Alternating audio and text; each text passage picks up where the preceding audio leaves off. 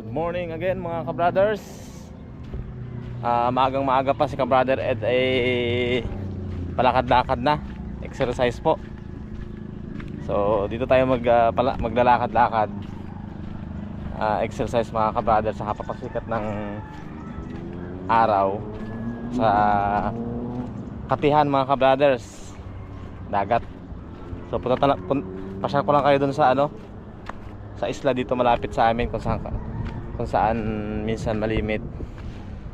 May nagpipiknik tsaka nag-outing kami mga kabrothers. Ito yung pinakamalapit sa amin dito.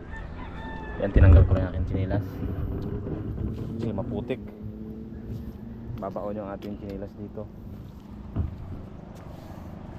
Yan mga kabrothers, yung maliit na isla ito sa aming barangay. Malapit na malapit lang yan dito sa pinakatabing dagat. Kasi dito po, yan lang yung pinakatabi. Paakyat niyan yung bahay ni Sister Mary. Saka yung bahay namin doon. Kasi dito kami nangingisda. Yan. So papasyal ko lang kayo dyan sa aming, ang tawag dito sa isla na yun mga kabrothers ay Bangkaso. Dahil low tide ngayon, napakalawak na ito yung dagat mga kabrothers. Pero dito pag high tide, mataas ang tubig dito, mga hanggang lampas ulo siguro, lampas paglo, sobrang high tide po. So mamaya maya aalis na kami ni Kananay pabalik mga kabrothers sa Calapan. So bago kami pumunta doon, pupunta rin tayo doon sa sa maliit na garden ni Sister Mary kasama si Kananay. At tayo mangunguha ng, may tanim daw si Sister Mary na gabi doon mga kabrothers. So, dito ito yung favorite spot namin pag manghuli ng mga alimasag o blue crabs mga kabrothers.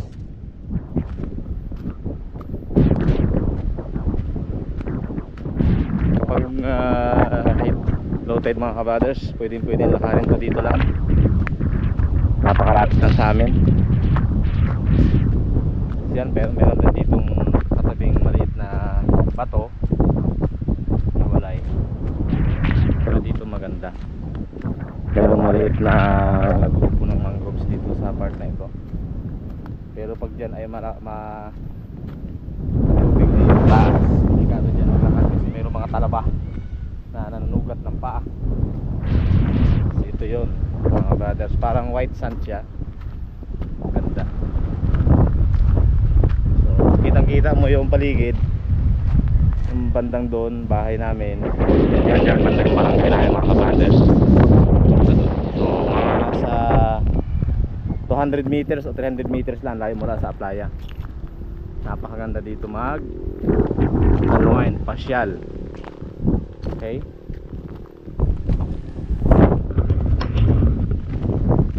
Yan sa gilid.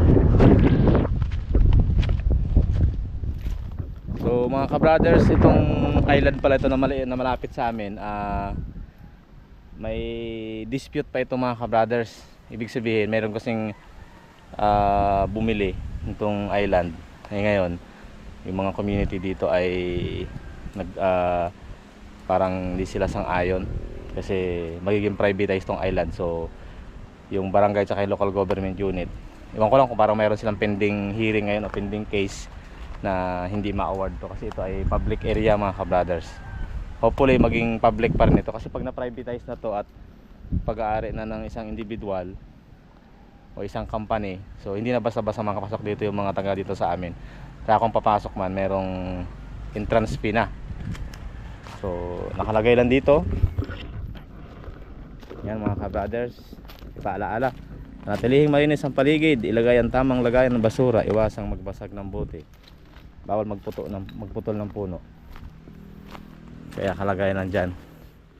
Actually meron signage dito na nakalagay pero pinunit yan sa ito kasi yan, private property daw nakalagay. Oo. So yun, saka rinig ko ay wala naman siguro yung datang title ito, kaya hindi pa totally siya naibenta kasi nasa ano pa, pinagtatalunan pa mga ka-brothers kasi may nagbenta dito, so kulang ng papili siguro. Kaya kasi pag naibenta nga to, mahirap na makapasok dito, may entrance na, restricted na tayo. Saka ito kasi pinakamadaling pasyalan dito sa amin pag malakas lalo ang hangin mga ka-brothers. Dito kami usually nakamasyal, saka yung mga bisita. Yung ibang island kasi malayo na dito mga ka-brothers. Mayroon tayong mga puno ng niyog. Dati dito may mga puno ng atis pa eh. Yan. May puno ng may buko mga ka-brothers. Tapos mayroong kubo-kubo. Ito yata ay CR o bantay. Dito yata naka-stack yung materialis dati. Yan po. Kasi nung ito ay naibenta, yung nakabili po ay nagpabakod agad, pinabakuran agad, pinagawan agad ng bahay. So akala siguro ay ganoon lang kasimple, malinis na. So nung may nagreklamo sa barangay andan sa munisipyo, so nagkaroon sila ng ano ngayon tawag dito, paglilitis tungkol sa legality nitong isla. Kasi itong isla talaga supposedly ay dapat pag-aari ito ng barangay, hindi lang pag-aari ng isang individual. Yan yung pinagawang bahay na hindi na tuloy, no? Ito may nung una, itong pinaka hukay na yan mga ka-brothers. Ito dati ay naghukay dito ng ginto kasi may ginto daw. Malalim na malalim yan mga ka-brothers. May papunta pa yan doon. Ang sabi meron daw ginto, hindi natuloy. So nagpa-install na rin dito ng solar lights. So may ilaw yung paggabi. Ayan. Tapos doon may solar lights rin. May mga tanim na panibagong tanim ng niyog. Ito yung maganda dito mga ka-brothers. So sa kabila, harap sa dagat. Yan ang maganda. So dito usually nagpipiknik kami mga ka-brothers. Pag gumandang panahon, magpipiknik tayo dito kasama ang mga ka-brothers at ka-sisters. Yan, ang ganda. Simple lang siyang island. Doon yung isang island malayo, yan. Ito I think ay parang mini cottage mga ka-brothers. So kinalawang na lang siya. Actually yung pag dito sa tabing dagat, gaya niyan, naabot kasi dito ng alon eh. So kakalawangin talaga siya, hindi tatagal gaya niyan, no? Kinain na ng kalawang kasi tabing dagat. Yan mga ka-brothers, ang ganda. Malinis yung mga nasa nandiyan ay mga ano yan ng puno, dahon. So pag may mga short trip lang yung mga barkada, mga bisita, lalo pag mga summer mga ka-brothers dito, mga bandang April, May, June, marami dito mga ka-brothers, punong-puno ito. Mga taga dito lang rin sa amin, may mga dala silang mga bisita dito na mamasyal. So pag may lambat, so dito nangingisda kami dyan pag high tide, hanggang dito yung tubig, so malinaw. So dito kami nagluluto rin ng isda mga ka-brothers. Ayan, mayroong solar light rin dito. Nung bata pa kami, dito kami nagpaka-picture. Tapos dyan, so tumatalon kami dyan. So, nung bata pa kami mga kabata, kasi malalim yan dyan sa part na yan eh. So dito, dati maraming mga ano dito, mga sea urchin. So parang nawala na sila. Kaya pag, ang ganda nito mga ka-brothers, yung dagat doon pag high tide, parang swimming pool dito, ang linaw. Malalim yan sa part na yan dyan. Ang ganda. Lalo pag hindi malakas yung alon mga ka-brothers.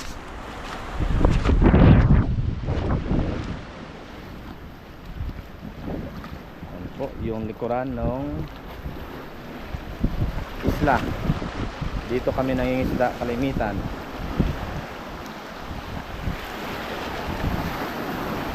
Malakas yung dagat. Ganda. Yung rock formation napakaganda mga ka-brothers. Aliwalas.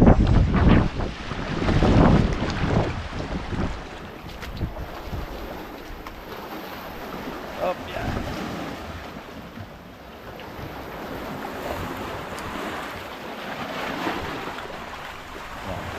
Yan, may butas daw dyan mga ka-brothers. Dati may butas dyan mga ka-brothers, papasok doon, lagusan. Pero ngayon natabunan na ng lupa. Kaya napaginalaan nila na meron daw ginto sa loob.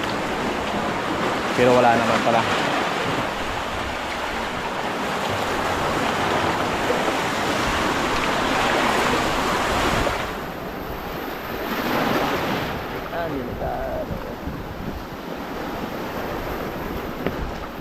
Ganda ng rock formation, oh.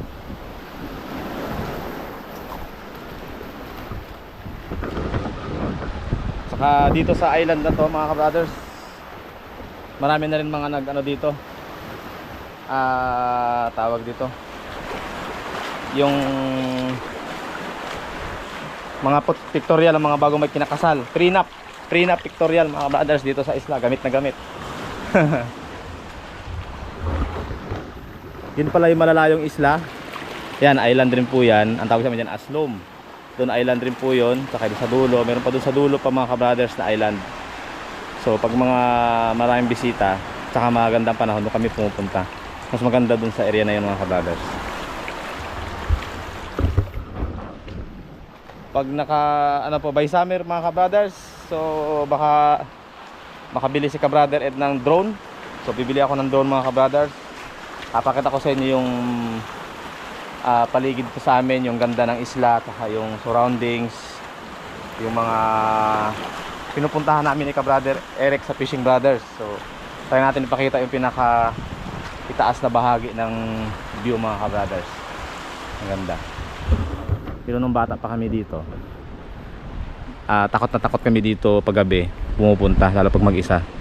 Kasi may nagpapakita daw dyan na, sabi nila, white lady, malaking tao, iba't ibang mga nanginalaang elemento. Baka kailangan natin patawagin si Ed Kaluwag para i-check. Meron daw mga tao na nakatingin. So kaya takot na takot kami dito ng bata na pumunta dito mag-isa mga ka-brothers sa island na ito.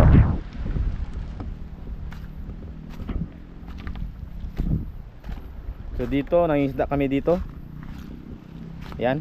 Yan po yung pinakita ko nakaraang video, yung fish cage. Fish pen pala, fish pen, sorry. So yan po yung may lambat. Yung nakarang kasi walang lambat mga ka-brothers. Yan, nakaharang. So pag mayroong isda papunta dun sa dagat, pagkapag ng high tide, yan, tinatrap sila nitong lambat. Nakafix na yung lambat na yan dyan. Yan, actually may nahuli, oh. Maliit na isda, na-trap siya, kawawa naman. Patay na. So yan po, may lambat yan dyan. Ang tawag sa amin dyan ay baklad. Brothers. So pag na-trap yung isda doon, pakita ko lang sa inyo yung loob. Yan. So galing yung isda doon mga ka-brothers, may pinakapintuan yan dyan. Tapos pag nakapasok siya dyan, hindi na siya makakalabas basta-basta. Hanggang doon sa pinaka sulok, sa pinakadulo mga ka-brothers. Dito. Dito na yung pinaka-final trap nila, final destination ng mga isda o pusit. May pinaka-gate siya dyan. So dito, nahuli dito pusit, dito, yan, iba-iba. Uwi na tayo mga ka-brothers. So nag-ano lang tayo, site visit kumbaga. Kasi matagal-tagal na ako hindi nakapunta sa Katihan. Katihan kasi ang tawag sa amin yan, eh. So ibang term sa Bisaya ay unas, unasan. Ibig sabihin nahibas, parang pahibas, nahibasan mga ka-brothers during low tide. So pakita ko, so ito pala sa unahan ko mga ka-brothers, merong seaweeds o tambalang.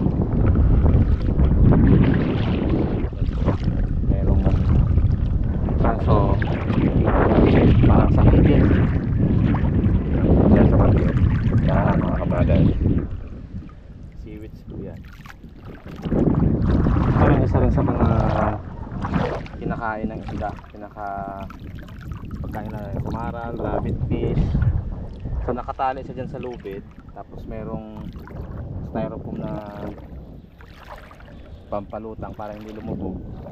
Kung madami yan dyan, once na dumami yan mga kabrothers, tatanggalin nila, harvestin, tapos idadry nila, saka ibibenta. Saka yata ang ginagawa sa mga iba't ibang goma kagaya ng chinelas, mga rubber. Opo. Hindi po yan yung kinakain mga kabrothers, iba yan yung binibili ko ng seaweeds na kinakain. Tawag sa amin dyan ay tambalang. Tambalang o timbalang. Hindi lang siya ngayon season. Pag mga summer yan po, matataba po yan. So ito yung pinakasakit niya, kumbaga peste sa kanila. Pag kumapit yung mga lumot, yan, hindi siya lumalago. Pero pag yan dumami mga kabrothers, sobrang taba-taba na mga yan. Mahal na ng kilo niyan. So dyan rin nakasalalay yung hanap buhay ng ibang mga tao dito sa lugar namin. Okay, that's all for today's video. So punta naman tayo dun sa punta kami dun mamaya mga kabrothers sa bukid ni Ka-Sister Mary. Makakuha kami ng gulay ng gabi mga kabrothers. Okay?